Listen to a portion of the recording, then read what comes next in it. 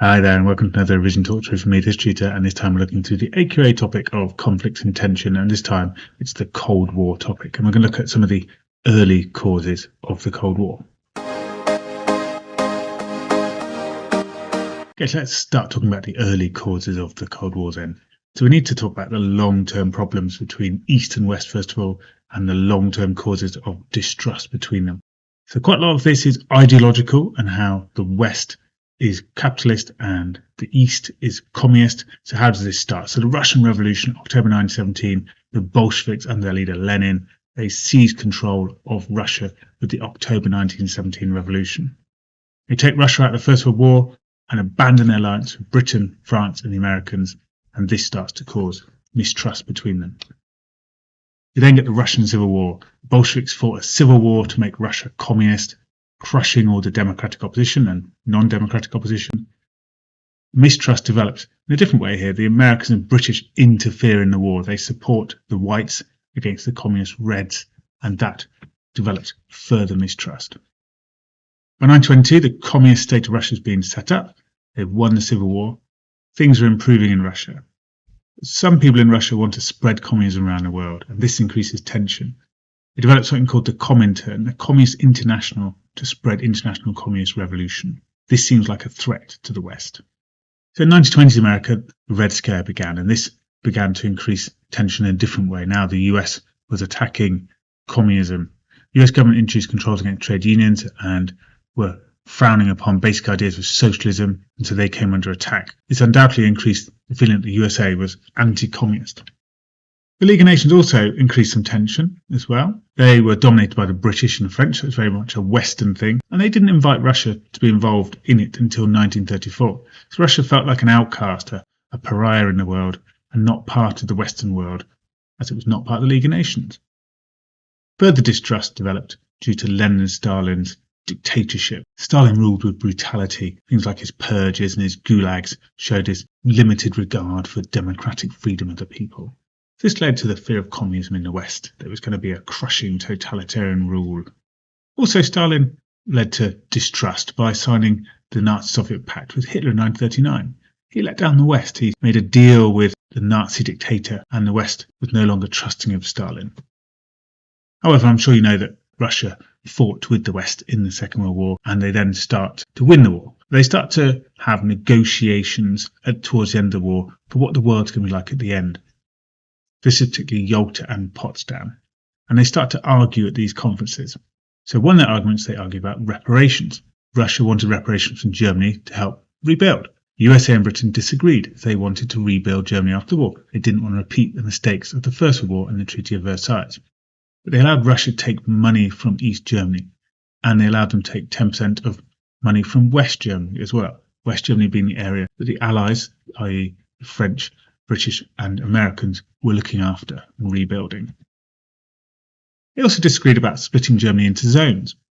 Initially, Russia did not want France to have a zone at all. They argued that France had been defeated in the war and was not capable of looking after a zone.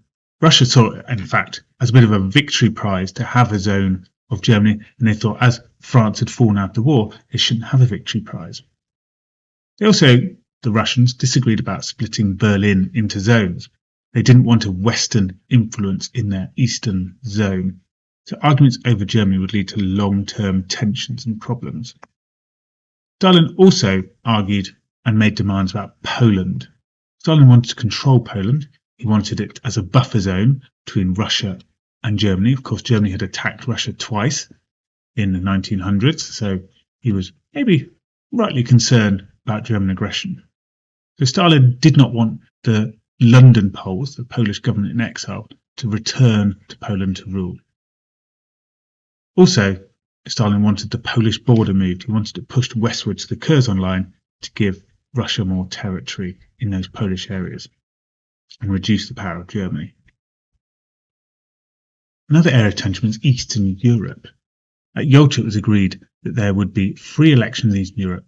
But Stalin interpreted the percentage agreement and his sphere of influence as giving him permission to create communist governments. Churchill and Stalin had made the percentage agreement where they agreed which countries they had the highest percentage of control over and therefore their highest sphere of influence. Much of Eastern Europe was given to Stalin as the Red Army controlled those areas, and it was going to be difficult anyway for the West to interfere. So, by 1945, using his spheres of influence, Stalin had made places like Poland communist already, and by 1947 to 48, much of Eastern Europe would be communist.